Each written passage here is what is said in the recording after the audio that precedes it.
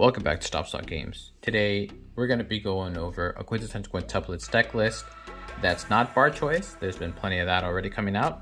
But in JP, a player by the name of Stardust actually won a tournament with a deck list similar to mine that ran the main engine, the skeleton of the deck that we're going to be going over. But this is a 3 pants, 5 standby list. And what makes this standby list interesting is this little combo that's relatively easy to get out. This level 0 Usugi gives this Itsuki plus 3k. So this is your main standby target at level 0. You standby this out and you try to put as many Usugis out as possible to make this card bigger by 3k for each Usugi. But another thing that makes this deck interesting is that unlike other standby decks, if you get winded, that's kind of like the end of the story right there. But Uesugi has another ability. It has another auto effect that whenever you play this card from hand, this specific Itsuki, then you get to blind stock. So if you have 2 of these out, you basically play this card for free. So you can recover from your deck state to just have the same thing that you had out the turn before. So pretty strong interaction there. We're going to be going over the cards we had in common, and then we're going to be going over the cards that we didn't, and the reasons why I chose to run some cards that he didn't. Starting out with this Uesugi, we both ran 4 of. We already went over that. The next card we had in common that we ran in different ratios was this Toka. Some people call it Arisu, Cowgirl. On play, you top check the top of your deck. If it is a Quintessential Quintuplets, then you get to add it to hand and then ditch a card. And then you can ditch a card, draw a card in any order. I ran 4 because I like to sometimes search for one of my 8 events. So this allows me to put it to hand more consistently. Another card that we both had in common that we both ran as a 4 of is this Itsuki. It is this level 0 bomb that also has the Shiori effect. And when it goes to the waiting room, you get to ditch a card, top check 4, add a cost 1 or higher. So that's another way to get some of your events when you're looking for them. The last card we had in common is this Yotsuba. It has a Riki-ish effect, but it is a spawner.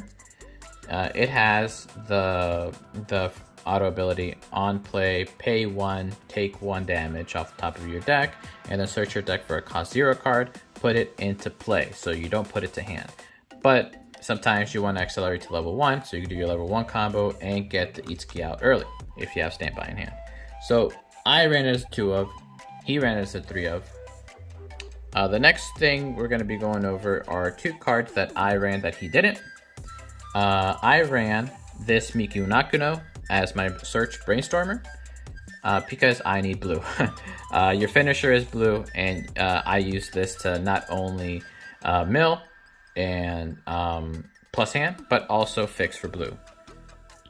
I also ran 1 copy of this Climax Swap. Sometimes you just don't have a Climax in hand or the right Climax in hand, so this just adds to the consistency. Now, the things that Mr. Stardust ran that I didn't were, we just went over a Brainstormer. So he also ran a Brainstormer, but he ran the Brainstormer that you sometimes see in the Kaguya build. It is a salvage Brainstormer that adds a card from waiting room to hand, and then you have to ditch a card, but it has a secondary effect where you can give a Quintessential Quintuplets traded character plus 1500 power. The other 2 cards that he ran, they both have the same effect. He just chose it's the trial deck cards. The spawner on attack, top check, and if it's a cost 0 and you only have one of 2 cards in play, then you get to spawn it. So he ran 2 copies of those.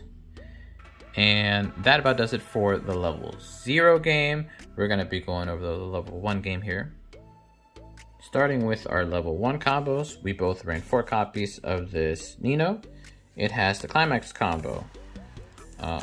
When this standby is in your Climax combo, you get to pay 1, stand something. So you're usually going to stand by your main level 2 target, stand, and then continue your attack so you can push damage. A lot of standby decks are more defensive. This one you can kind of act like a 1k1 deck. But you mostly use it for the eat skis to build your wall, your army of walls. So we both ran 4 copies of that. And as you just saw, it doesn't do anything else. So it's kind of basic. So the deck needs a little bit more help getting into second deck. So we run 4 copies of the Torch. On play, top check up to 4. And then add a Quintessential Quintuplets traded character to your hand. It's also green, so it helps fix for green. We'll go over some green cards at level 3 that it helps with. So 4 copies of that. At level 2, we are another draw to the set. And running this version of the deck is this Important Charm event. It is a backup. And you get to choose one of your opponent's character and give it -3 soul. You don't run a healer, so this kind of acts like your healer. But we both ran 4 copies. Good card. And you can use it at level 2. I think there was another set. Data Life has a card similar to that, but it's at level 3. And the last card at level 2 that we both ran was 4 copies of this Itsuki. We already ran over it. By herself, she's 9k, but with the Uesugi, she gets 3k bigger for each Uesugi you have in play. We run 1 empty standby. We're just trying to get out as many Itsukis as possible, as fast as possible. So that's why we just run that. At level 3, we both ran 4 copies of this Miku. She has on play heal and the Climax combo pay 1, so relatively cheap. Play 1 on attack, and you get to do the following in any order. You get to Icy Tail your opponent for 2, and then top check 2, and put any cards from the top 2 cards of the deck that you checked into the waiting room. So kind of like the Mocha effect, and then you look for climaxes to put away and stick damage that way. So we both ran 4 copies of that. Mr. Stardust ran 1 copy of this. I ran 2.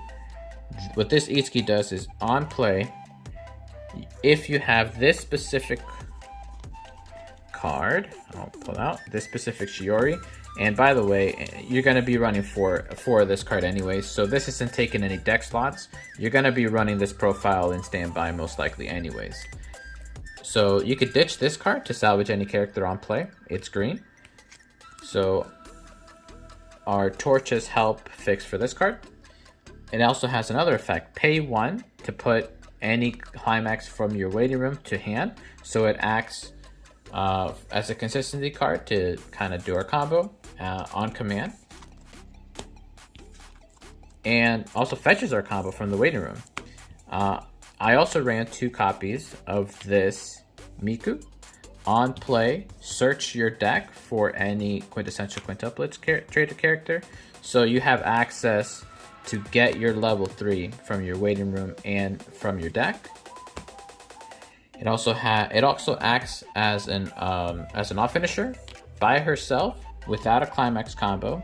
You can pay 2, ditch 1 on attack to Icy Tail your opponent for 4. So good card. Mr. Stardust chose not to run that. Instead he ran. Let's see here. He ran a Miku here on the top left on his deck list.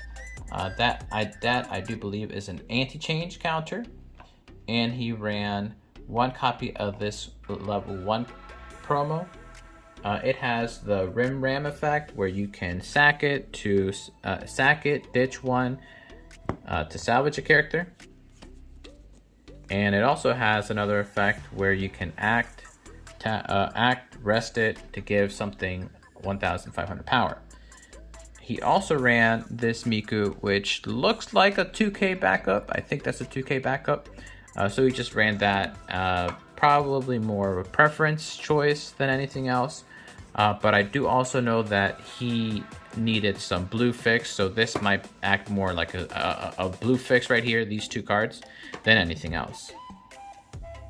And that about does it on the deck. You know, there's other decks in the format that kind of do a similar thing to this. Just off the top of my head, Slime gets really big at level 2 with the new 8 standby build, but you know, you don't get to play with the quintessential quintuplets characters in that set. So they do similar things, and this set has some interesting things, some tricks that it's special that's special only to it. So I mean, you can kind of test it out. You don't have to just do bar choice. You have some options. Check it out.